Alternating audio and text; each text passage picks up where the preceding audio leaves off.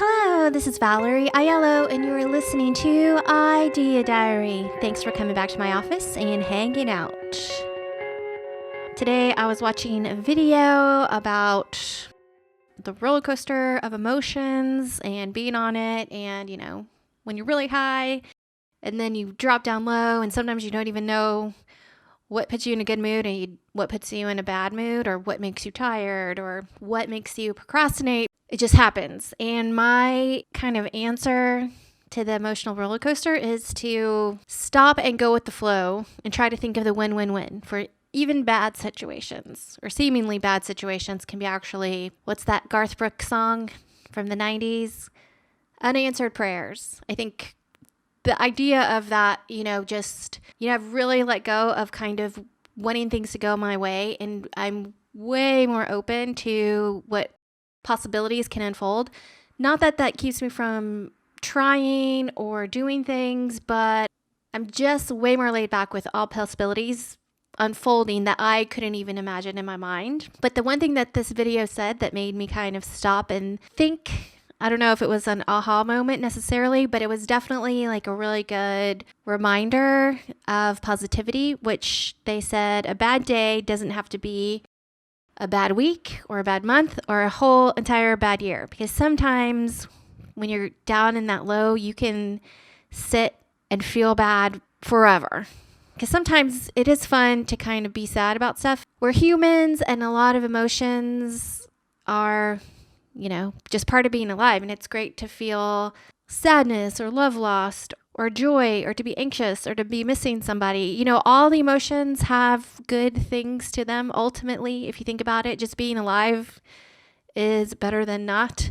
So whatever is usually going on, you work through it, you pull through it. So I just thought that was a nice idea. If you're having a bad day, it only has to be a bad day. You don't have to stretch it out. It doesn't have to go on and on forever. You can just kind of think about what are the solutions, what are the possible multitude of good outcomes that could happen. I just thought it was a nice thing to think about. Another thing I was watching was an Eli the Computer Guy video, and I don't always watch all of his videos because they are pretty long, so sometimes he'll make 3 20-minute videos a day, and I'm definitely a casual watcher of his content, especially when I really do like all his opinions on tech industry stuff and what's coming and what's going. And he was talking about Google. So I do know that Google is the #1 search engine in the world, and YouTube is the 2nd top search engine in the world. And I knew that Amazon is the 3rd top search engine in the world, which I didn't know that, but I guess that makes total sense because a lot of times when I'm searching for a product, I just go to Amazon first so that I can see the price available there, or if the product is available on Amazon, just kind of like as a price shopping habit. And I go to Google or DuckDuckGo or Swiss Cows. Swiss Cows is my current favorite search engine. I'm definitely loving Swiss Cows. When Eli the Computer Guy was talking about Google as a company today, and apparently Google has a whole big, huge pile of cash. So they're just sitting on billions of dollars. Eli the Computer Guy was talking about that's not a good sign. You would think having a bunch of cash is a good sign for a profitable company, but it's actually a bad sign because if you have a bunch of cash inside your company, that means you don't know how or where to spend it to grow, basically. And to get yourself ready for the next decade of whatever possibilities your company can provide. Because if you look at Amazon 10 years ago, it was a very different company than the Amazon of 2021.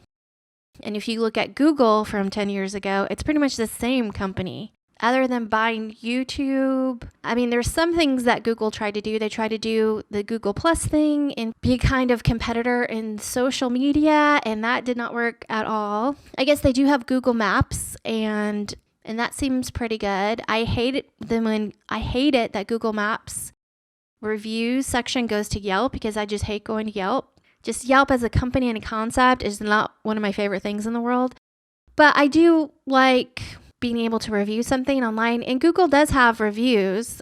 When I had an open storefront business, they would mail me posters and stickers and really unique things that would have a nice review printed out so that I could put it on the wall of my store. It's not that Google's doing nothing, but I guess if I do think about it, they're really not doing much as far as innovation, as far as what the public is aware of or having things for us to use. They might have tons of stuff for business to business. Who knows? I mean, I know they're trying to get into the Google database stuff, and they're collecting all the data, and that's worth a whole lot of money. I'm not thinking that Google's not going to be a company at all, but their power is probably going to fade fast, only because we've seen a lot of things drop in popularity that were huge, and you would never have thought in a million years that they would go away, but they just went away overnight, like MySpace or the pager or the BlackBerry or whatever it is.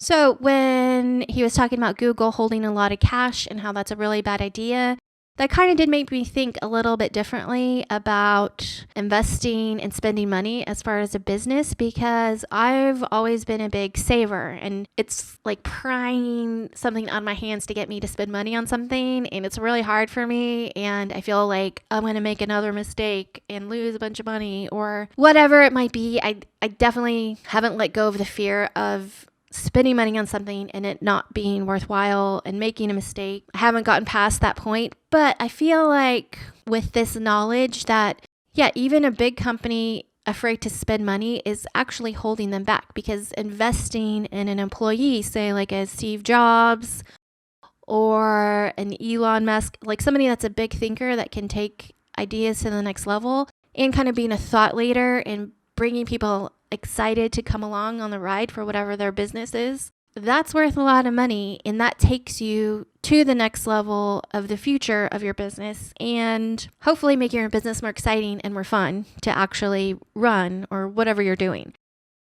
And then also, I never really understood why all these big companies would buy all these small companies for huge price tags. Just buy small businesses up. And sometimes they wouldn't even create the small business. They would just buy it and hold it. And I never really got the concept, because in my mind, it's like, why would you buy a delivery service company when you could just, you have billions of dollars, you can literally make your own delivery service company with great organization and great plan and great employees in a month. Like, there are just certain things where I didn't really get it. And I think going along with this idea that it's kind of not the greatest thing in the world to be holding a bunch of cash if you're a business, is maybe that spending money on other businesses could actually possibly launch you into a totally new company or decades more of sales and popularity. I get it now. I'm still a big fan of just creating your own. Why would you buy someone else's thing? Just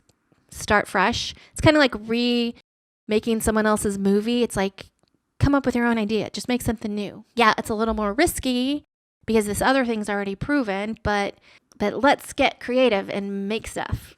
I'm always excited to think about brainstorming meetings and new ideas and coming up with stuff and pitching stuff and getting turned down and pitching more stuff to that point where an idea becomes a reality.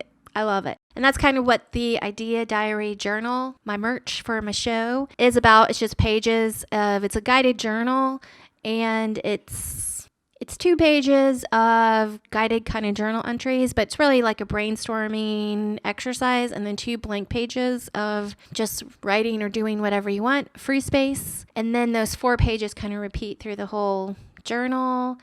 And it's hardcover, so it's also book decor. Anyways, I'm still trying to figure out how to sell this and incorporate it in the show in a fun way with maybe a commercial at the beginning or end of the show. I'm not totally sure yet, but I'm working on it. It's coming along. I'm hoping that'll be a February goal to achieve, which is to have something really cool to buy and available, and with a really good ad that could go inside my own show, or it could go in anyone's show, and then possibly paying for some ads on Spotify, because the Spotify ad is so cheap right now and people are listening, and it is working, because we tried it on another product that I'm working on with some friends, and over 500 people signed up for this potential product that we were creating, and it works. And that was recently. It wasn't like years ago we tried this. It was maybe a few months ago. So I know people are listening to ads. I know they convert to clicks and moving in discovery. Once I do my own Spotify ads for my own product and see if there's any results, I'll definitely let all of you know how it goes, and with the prices and how many clicks and the whole shebang of the process. I think that's the show for today. Thanks for coming and listening, and it was fun hanging out with y'all. I'll definitely see you tomorrow. And I still don't know how to end the show, so I'm just going to play the music.